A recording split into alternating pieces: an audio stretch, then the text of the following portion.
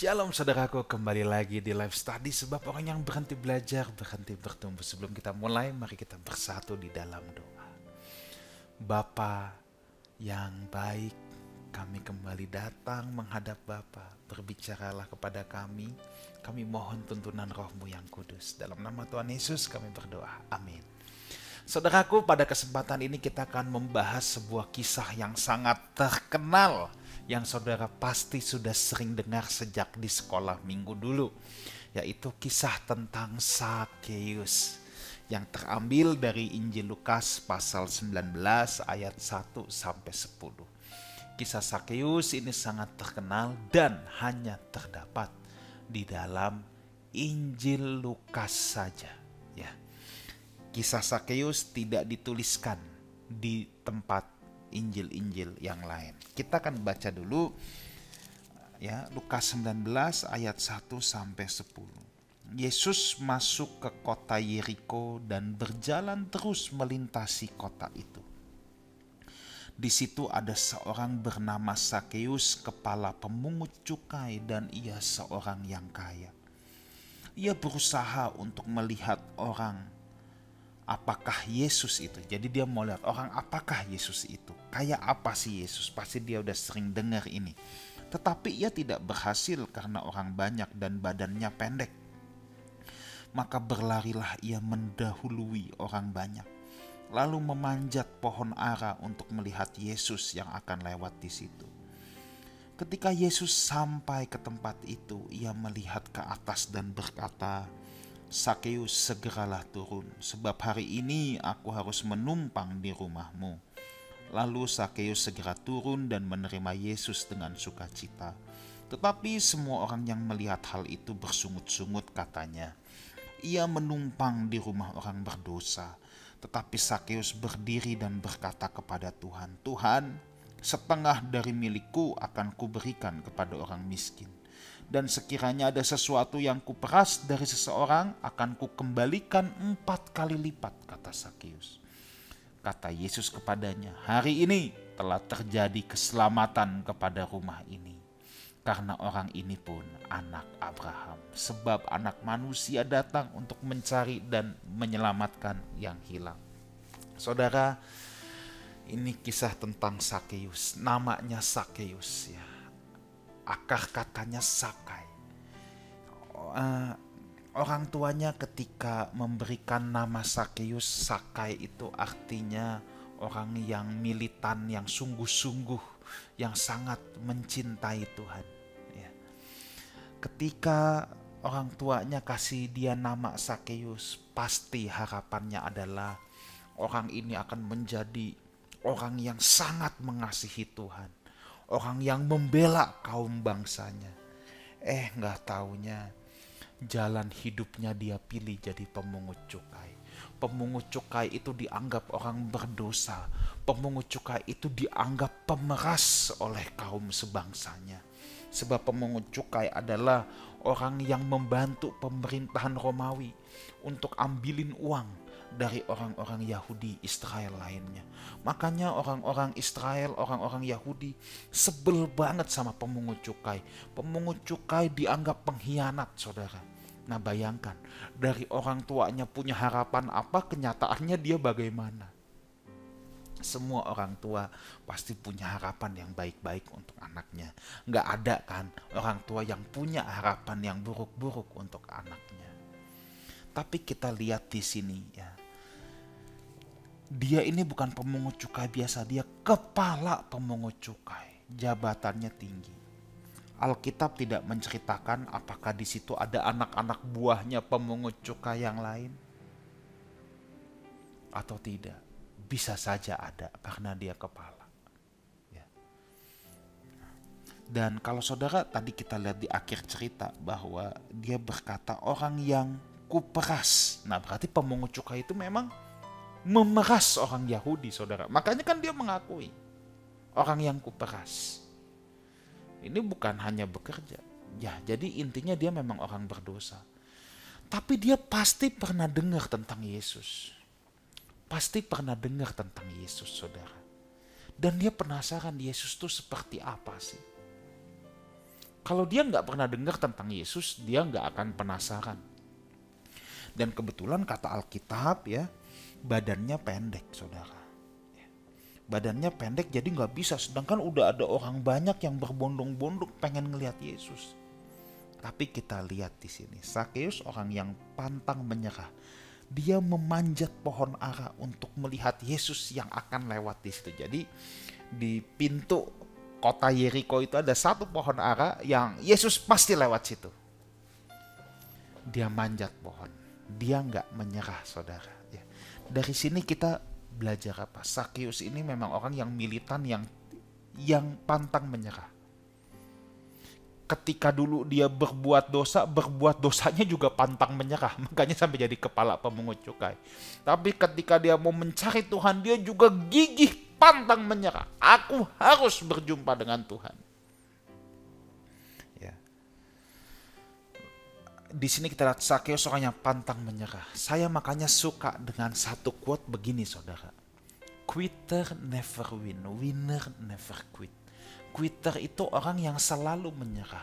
Ketemu kesulitan menyerah. Ngelihat ini sedikit nyerah, lihat itu sedikit nyerah. Orang yang seperti itu tidak akan pernah bisa menang. Quitter never win. Tapi winner never quit. Winner never quit. Dalam hidup ini saudara, kita harus punya spirit ini. Winner never quit. Jangan menyerah. Mungkin saudara ada dalam banyak kesulitan, mungkin saudara sedang menghadapi problem kehidupan yang besar, tapi saya cuma mau bilang satu, jangan menyerah. Jangan menyerah. Dalam hidup ini jangan menyerah. Ya, itu modal awal dulu. Ya. Thomas Alva Edison, penemu lampu pijar, ya, penemu lampu pijar. Dia telah 1000 kali gagal dalam percobaan. Sampai orang-orang di sekelilingnya bilang, lu gak capek bikin percobaan lagi? Tahu apa kata Thomas Alva Edison? Saya gak gagal. Ketika orang lain bilang, lu tuh udah 1000 kali gagal, udah stop. Tapi dia bilang, saya gak gagal. Saya hanya menemukan 1000 cara yang salah yang tidak boleh saya lakukan lagi. Tuh, coba lihat point of view-nya. Ketika orang bilang kamu gagal, kamu udah coba 1000 kali gagal, dia bilang saya nggak gagal. Saya hanya telah mengetahui 1000 cara yang salah yang saya jangan ulangi lagi. Bayangkan, dia nggak menyerah sampai di atas 1000 kali percobaan, akhirnya dia menemukan lampu pijar. Ingat saudara dalam hidup ini ya, bahwa quitter never win, winner never quit. Penyerah tidak akan pernah menang, pemenang tidak akan pernah menyerah. Nah, maka berlarilah ia mendahului orang banyak. Tadi kan dia manjat. Ketika Yesus sampai ke tempat itu, ia melihat ke atas dan berkata, Sakeus, turunlah, sebab hari ini aku harus menumpang di rumahmu.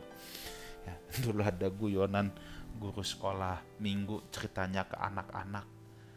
Dia karena kesleo lidah, dia bilang, Lazarus, turunlah. Terus anak-anak sekolah minggu bilang, Bu, itu bukan Lazarus, harusnya Sakeus. Ya gurunya gak mau kalah.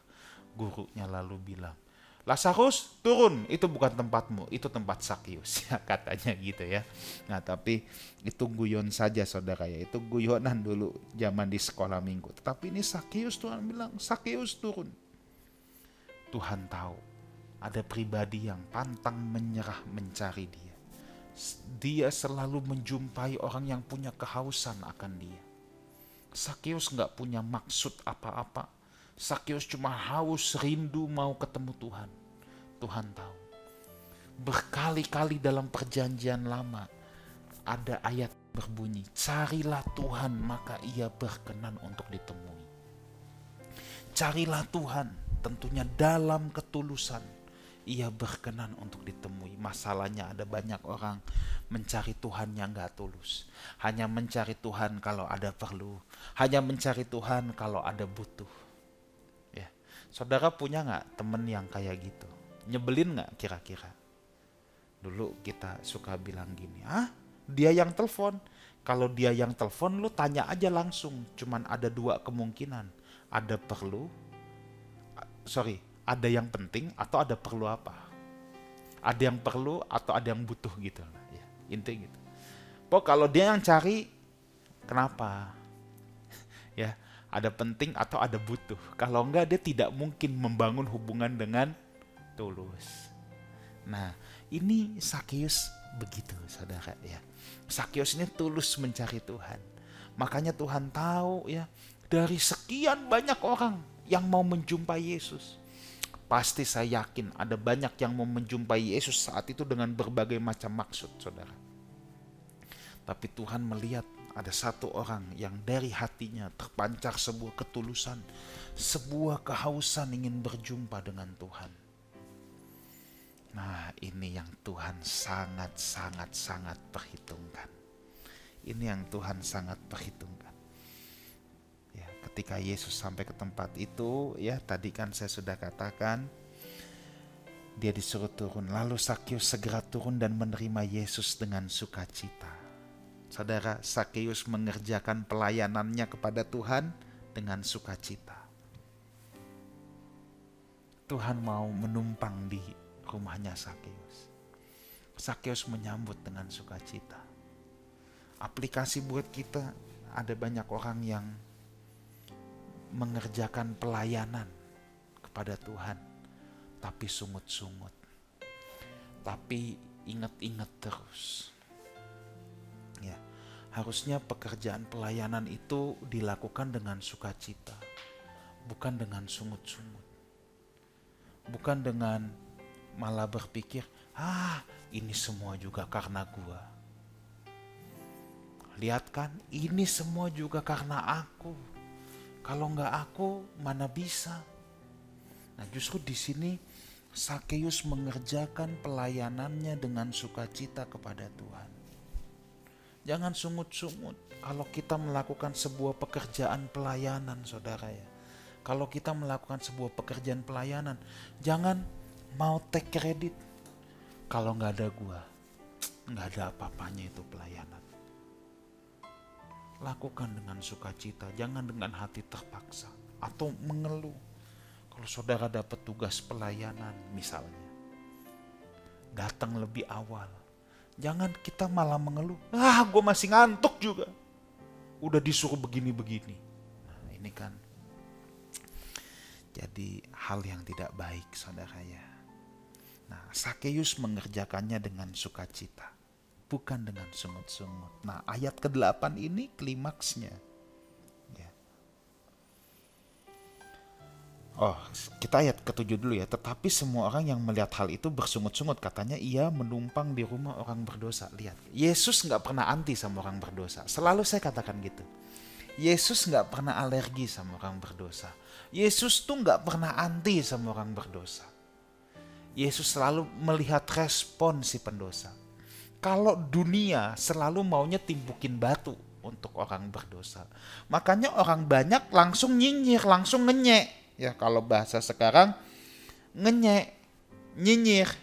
Dan bilang, itu numpang kok di rumah orang berdosa.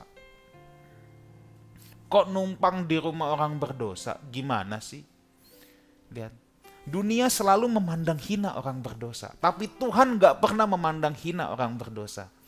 Tuhan melihat respon. Siapapun dia, kalau tidak punya respon pertobatan, merasa diri sudah benar, atau jatuh ke dalam dosa, tapi dia senang tinggal dalam dosanya, ya itu gak akan berkenan di hadapan Tuhan. Tapi sekalipun Anda jatuh, kalau Anda punya ketulusan, Anda menyadari keberadaan dirimu, saudara merasa engkau butuh Tuhan, kau mau berubah, Tuhan gak pernah memandang hina. Tuhan gak pernah memandang hina, saudara. Jadi kacamata kasih karunia memang beda sama kacamata dunia. Nah, malah Tuhan pilih, ya gak apa-apa biarpun dia berdosa. Tapi respon yang paling benar adalah memang responnya Sakeus. Dia yang serius mencari Tuhan. Nah, baru ayat yang ke-8. Nah, ini klimaksnya. Sakeus berdiri dan berkata kepada Tuhan, Tuhan, setengah dari milikku akan kuberikan kepada orang miskin. Dan sekiranya ada sesuatu yang kuperas dari seseorang, akan kukembalikan 4 kali lipat. Wah, saudara, ini klimaks, ini bukti cintanya sama Tuhan. Ini bukti pertobatannya. Orang yang bertobat mengakui kesalahannya. Ada loh orang yang bilang, aku bertobat tapi gak mau ngaku dari kesalahannya. Kalau Sakeus ngaku, aku memang telah memeras. Saudara, kalau kita sudah bertobat, kita gak perlu malu untuk mengakui kesalahan kita. Ya. Orang yang masih malu mengakui, gak mau mengaku salah, justru itu tanda-tanda dia belum bertobat. Kalau dia sudah bertobat, dia ngaku salah. Dia menyadari. Nah, ini klimaksnya, ini bukti cintanya kepada Tuhan. Ini bukti pertobatan Sakeus. Ini bukti bahwa dia memiliki iman. Sebab iman tanpa perbuatan adalah mati. Dia bisa aja bilang, Tuhan tinggallah di rumahku. Aku cinta engkau. Tapi gak ada actionnya. Tapi Sakeus ini melakukan tindakan iman. Makanya tanpa doa Sakeus ini, doa terima Tuhan Yesus dulu ya, dibaptis dulu ya, apa dulu ya, enggak. Tapi di titik ini Tuhan langsung bilang, hari ini juga keselamatan telah terjadi kepada orang ini sebab ia pun anak Abraham. Abraham disebut sebagai bapa orang beriman. Apa yang Sakeus lakukan? Sakeus melakukan tindakan iman. Nah itu. Kenapa Sakeus dikatakan keselamatan terjadi pada hari ini juga? Di rumah orang ini, sebab orang ini adalah anak Abraham. Abraham disebut bapa orang beriman. Bagaimana Abraham dituntun Tuhan. Ya. Sekalipun dia nggak tahu, dia ikut, dia nurut. Abraham melakukan tindakan iman sepanjang hidupnya. Sakeus juga melakukan tindakan iman. Pertanyaannya, tindakan iman itu apa? Tindakan iman itu, saudara ya, ketaatan. Ketaatan untuk melakukan firman Tuhan. Itu tindakan iman. Ada banyak orang hari ini salah kaprah dengan yang dimaksud dengan tindakan iman. Ada orang berpikir tindakan iman tuh begini. Aku tahun depan mau punya rumah. Nih, aku kasih ya tindakan iman. Aku kasih kolekte dulu ke gereja. 10 juta. Nanti Tuhan kembalikan 100 kali lipat 1 M. Aku bisa beli rumah. Itu bukan tindakan iman. Tolong deh, tolong. Ada banyak orang tindakan iman kira-kira modelnya tuh begini. Dia pikir tindakan iman tuh gitu. Nih aku pancing dulu Tuhan. Ini malah ngajak dagang sama Tuhan. Bukan tindakan iman. Ya, jadi kalau saya bilang tindakan iman, jangan mikir kita kasih pancingan sedikit, kasih teri berharap tangkap tongkol. Kasih tongkol tangkap kakap. Kasih kakap tangkap hiu. Ya, ini namanya mau dagang sama Tuhan. Ini bukan tindakan iman. Ini mah namanya pedagang, itu pedagang sama Tuhan. Kalau tindakan iman nggak begini. Kalau tindakan iman itu beda. Tindakan iman adalah ketaatan. Ketaatan untuk melakukan firman Tuhan. Tindakan iman bukan untuk mancing Tuhan melakukan apa yang kita inginkan. Tuhan itu bisa merasakan getaran ketulusan hati, saudara. Ya. Sakeus luar biasa. Ketika dia berkata di ayat yang ke-8 tadi, setengah dari milikku kuberikan kepada orang miskin. Yang kuperas kukembalikan 4 kali lipat. Logikanya, dia miskin mendadak atau jadi pas-pasan. Tapi ini tindakan dia yang membuktikan bahwa ini bukti pertobatannya. Ini membuktikan cintanya kepada Tuhan. Ini membuktikan bahwa dia memiliki iman, sebab tanpa iman, tanpa perbuatan, iman itu mati. Iman tanpa perbuatan adalah mati. Ada banyak orang melakukan atau mengklaim dirinya punya iman, tapi tidak pernah melakukan tindakan iman, tindakan perbuatan ketaatan kepada firman Tuhan, kata Alkitab itu iman yang mati. Ketika Sakyus berkata ini, Sakyus juga membuktikan, aku lebih mencintai Tuhan daripada semua harta dunia yang ada. Makanya luar biasa. Nah, sebagai penutup saya mau ajak saudara merenungkan begini. Ada satu hal loh yang menarik, yang saya selalu renungkan. Kapan Sakyus bertobatnya? Nah, ini kan. Tuhan cuma bilang, aku mau menumpang di rumahmu. Tiba-tiba kok Sakyus begini. Nah, kira-kira kalau di rumah itu ngapain, saudara? Nah, saya menduga, menyimpulkan, dan meyakini, saudara ya, bahwa Yesus itu pandai membangun hubungan. Dan di rumah Sakyus pasti mereka makan bersama. Bisa saja pertobatan terjadi di atas meja makan. Sangat bisa, sangat mungkin. Mari saya jelaskan. Tuhan pandai membangun hubungan. Makanya kita harus menjadi pembangun-pembangun hubungan. Saudara, siapapun saudara yang menyaksikan ini, kalau kita mau jujur, saudara kenal Tuhan Yesus dari mana? Saudara bisa sampai menyerahkan diri sama Tuhan Yesus, mau komitmen sama Tuhan. Saudara yang ajak ke gereja itu siapa? Hampir setiap kita akhirnya boleh mengenal jalan kebenaran karena hubungan. Ada orang yang ngajakin, ada orang yang bersaksi, ada orang yang menjadi berkat dalam hidup kita. Sangat sedikit, mungkin 1 di antara 10 juta yang bertobat karena tiba-tiba, pastor, saya dapat penglihatan, malaikat datang. Bertobat nggak lo? Kalau nggak, gue tempeleng lo. Ada yang gitu? Nyaris nggak ada. Saya mengerti ada yang katanya lagi sembayang, yang nongol malah Yesus akhirnya bertobat. Tapi itu 1 di antara 1 juta, 1 di antara 10 juta. Terbanyak kita bertobat karena hubungan. Makanya Yesus pandai membangun hubungan.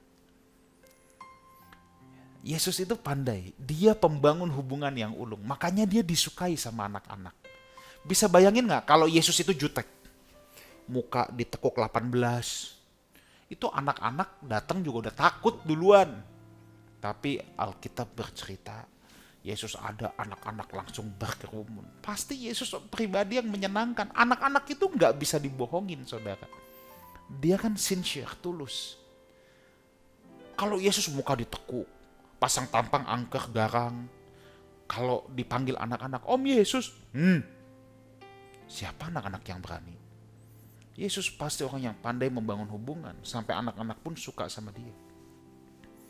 Dan saya percaya di rumah Sakyus ini, Yesus juga membangun hubungan sama Sakyus.